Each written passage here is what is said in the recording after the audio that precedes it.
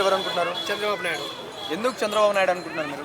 ఎందుకంటే జగన్ అక్కడ మంచిగా పరిపాలిస్తున్నాడు కదా. అన్ని బిజినెస్ ఏం లేదు అక్కడ.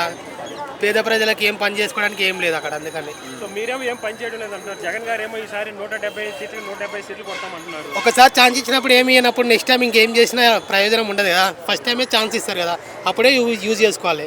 ఇప్పుడు చంద్రబాబు నాయుడు చాలా చేసిండు కదా. అయితే ఇప్పుడు తెలంగాణలో సగం డెవలప్మెంట్ ఉందని చంద్రబాబు నాయుడు వల్లనే కదా. ఆయనకు ఛాన్స్ ఇచ్చి ఆంధ్రను కూడా డెవలప్ చేస్తాడు. అంటే ఆంధ్రప్రదేశ్లో ఉన్న వైన్స్ బ్రాండ్స్ గురించి ఏం చెప్తారండి? అంతా కార్పొరేట్, అంతా ఓన్ బ్రాండ్, వాళ్ళ బిజినెస్ గురించి అంతే. అది ఉద్యోగ అవకాశాలు ఎలా ఉన్నాయండి ఆంధ్రప్రదేశ్లో? మొత్తం ఏం లేవు అక్కడ. ఏం బిజినెస్ ఉంది చెప్పండి. ఏదైనా ఒకటి ఉంటే చెప్పండి, మీరు ఇది ఉంది అని చెప్పండి. డబ్బున్న వాళ్ళకి తప్ప పేదవాళ్ళకి ఏదైనా ఉందా? అంటే ఆంధ్రప్రదేశ్లో విద్య వైద్యం అంతా బాగుంది అంటున్నారు కదా.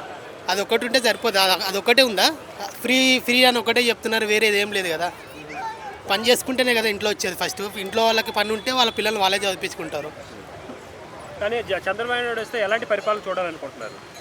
మంచిగా తెలంగాణను ఎట్లా డెవలప్ చేసాడో అంత ముందుకు ఇప్పుడు కూడా చేస్తాడని అందరూ అనుకుంటున్నారు. చంద్రబాబు నాయుడుకి మరియు జగన్ గారి మధ్య తేడా అంటే ఏం చెప్తారు?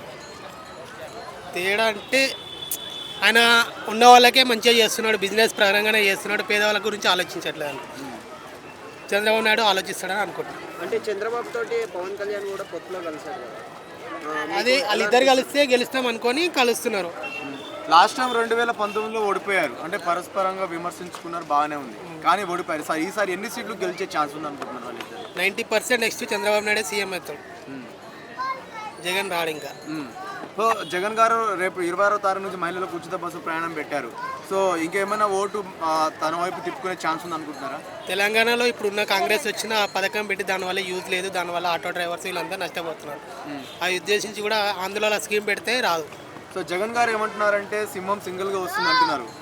మరి సింహం ఎన్ని సీట్లు గెలిచే ఛాన్స్ ఉంది అనుకుంటున్నారు 170 సీట్లకు? వాళ్ళు 50 ఉండొచ్చు, మిగతా అన్నీ చంద్రబాబు నాయుడుకి వస్తాయని. అదేవిధంగా చూసుకుంటే కొడాల నానికి రోజా వాళ్ళ ఇద్దరి మీద మీ అభిప్రాయం ఏంటి? అంతే పాలిటిక్స్ అంతే. జనాల్ని ఎరుపప్పలు చేయడం తప్ప ఇంకేముండదు.